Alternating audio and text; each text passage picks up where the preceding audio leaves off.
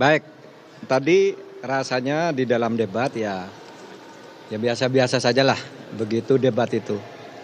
Itu penilaian setiap orang berbeda, tapi saya sendiri merasa bahwa saya sudah memberi yang terbaik untuk debat ini. Nah, oleh sebab itu karena ini debat terakhir untuk Cawapres, saya ingin sampaikan terima kasih kepada Pak Jokowi karena 5 tahun yang lalu atau 4,5 tahun yang lalu beliau meminta saya menjadi Menko Polhukam. Saya semakin banyak belajar dan tahu bahwa beliau itu sangat peduli terhadap kesejahteraan rakyat dan kebaikan rakyat. Itulah sebabnya pada tahun ini saya bersedia pula ketika diminta menjadi cawapresnya Pak Ganjar Pranowo, karena apa yang saya peroleh selama menjadi menterinya Pak Jokowi itu bisa saya lanjutkan di zaman atau di dalam tugas-tugas Pak Ganjar Pranowo kalau sudah menjadi presiden nanti, karena Pak Ganjar dan Pak Jokowi itu sama-sama merupakan presiden rakyat. Itu aja. Kalau dari Pak Ganjar, ada tanggapan terkait penilaian tadi penampilan debat dari Pak Mahfud MD? Bagus lah. Karena untuk pertama kali saya kira Pak Mahfud menginspirasi. Ada pertanyaan yang harus dijawab, tapi beliau sampaikan tadi, ini pertanyaan nggak perlu dijawab. Dan itu menginspirasi. Saya melihat, oh iya ya, kadang-kadang pertanyaan itu tidak perlu dijawab gitu ya. Dan beliau sampaikan secara terbuka, menurut saya itu bagus untuk mengedukasi semuanya dan Pak Mahfud menyampaikan dengan firm betul itu. Baik, terima kasih Pak Ganjar, Pak Mahfud. Tapi kita berikan kesempatan untuk teman-teman media. Boleh yang paling ujung? Silakan sampaikan nama dan dari media mana. Perkenalkan saya Laura dari TV One. Mau tanya buat Prof Mahfud. Tadi kata Gus Imin, Prof lawan debat yang baik. Kalau bagi Prof Mahfud sendiri, siapa lawan debat yang baik dan kenapa? Kemudian terus tadi ada pertanyaan dari Mas Gibran yang dibilang receh. Recehnya gimana Prof? Terima kasih. Gini, semua lawan debat itu menurut saya baik. Dia atau mereka sudah mempersiapkan diri, seperti halnya saya juga. Soal pertanyaan receh itu, ya bagian dari gimmick aja. Karena dia kan juga gimmick kan, sesuatu yang ditanyakan, lalu dianggap, oh bukan itu pertanyaannya. Padahal pertanyaannya memang itu. Nah, saya katakan, ini kok jawabannya receh banget, enggak usah dilanjutkan, saya bilang. Saya kembalikan ke moderator, sudah waktu saya serahkan moderator, saya tidak akan gunakan sisa waktu, tidak ada gunanya. Debat kayak gini, kan cuma gitu, itu bagian gimmick saja dari debat. Baik, berikutnya pertanyaan kedua, silakan yang baju putih di tengah. Boleh silakan nanti disebutkan nama dan juga dari media mana. Ya, selamat malam. Terima kasih kesempatannya. Saya Firda dari Detikcom. Izin bertanya pada Prof. Tadi soal pertanyaan dari rival Anda, Gibran Rakabuming, soal greenflation yang Anda menolak menjawab, yang ternyata menolak menjawab tadi Prof bilang karena gimmick juga. Kalau begitu boleh dielaborasi soal komitmen Anda dan Mas Ganjar soal greenflation yang merupakan konsekuensi dari transisi ramah lingkungan yang kemudian menciptakan suatu krisis gitu, greenflation.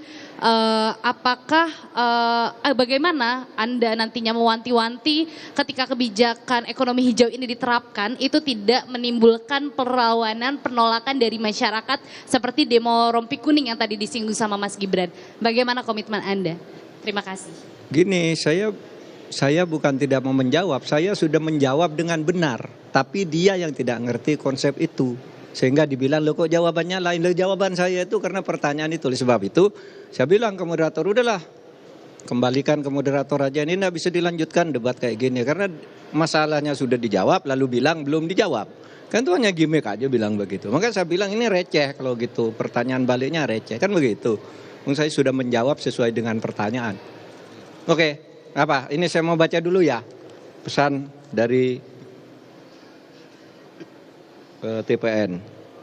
Baju yang saya pakai bersama Pak Ganjar ini merupakan aksi nyata dan balutan harapan perempuan Indonesia untuk merawat ibu pertiwi kita yang sakit. Izinkan saya bercerita tentang perjalanan baju ini. Baju ini terbuat dari kapas yang mudah terurai secara alami. Kapas ini ditanam oleh petani perempuan di Tuban, Jawa Timur, dengan teknik tumpang sari tanpa menggunakan bahan kimia. Kapas diproduksi menjadi benang dan ditenun secara manual menjadi selai kain. Pewarnaan menggunakan pewarna alami dari tanaman, bukan kimia, sehingga menghindari penggunaan 2,5 juta liter bahan kimia. Sementara kancingnya diproduksi di Makassar, ini kancingnya. Kain dijahit oleh ibu-ibu di desa Badung, Bali, menggambarkan semangat dan kerja keras mereka untuk memberikan penghidupan yang lebih baik bagi keluarganya di masa depan, di mana 100% dari mereka menerima upah yang layak. Dibutuhkan waktu 180 hari, 6 bulan, untuk tumbuh, memintal, menenun, dan menjahit baju. Proses ini telah menebarkan dampak positif untuk 1.500-an kehidupan, terdiri dari petani hingga penjahit. Juga berhasil mencegah produksi 80 ton CO2 dan menggenerasi 30 hektar lahan melalui daur ulang sampah dan mengubah tanah kering menjadi agroforestry. Sebelumnya, para ibu pengrajin terdampak bahan kimia yang bahaya bagi kesehatan dan mencemari sumber air dan juga tidak mendapatkan penghidupan yang layak. Pengembangan penanaman kapas asli Indonesia juga menjadi inspirasi di mana sekarang lebih dari 90% kita mengimpor kapas. Padahal di tahun 1940 sampai 1950 Indonesia adalah salah satu produsen kapas global terbesar. Akhirnya, saudara, karena ini topiknya topik tentang lingkungan dan kelestarian alam, apa pesannya?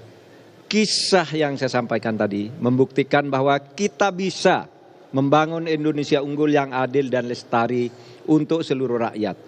Kita bisa hidup layak dan berkembang di rumah kita sendiri dengan menjaga kearifan lokal dan keberagaman.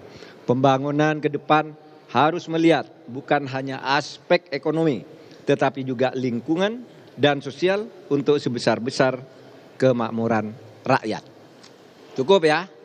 Baik, terima kasih Pak Mahfud MD dan juga Pak Ganjar Pranowo, Capres-Cawapres 03. Boleh maju ke depan dan diabadikan momen fotonya bersama dengan rekan-rekan wartawan. Oke. Dipoto tadi. Lompat, lebih rapat lagi Pak. Boleh maju ke depan sedikit?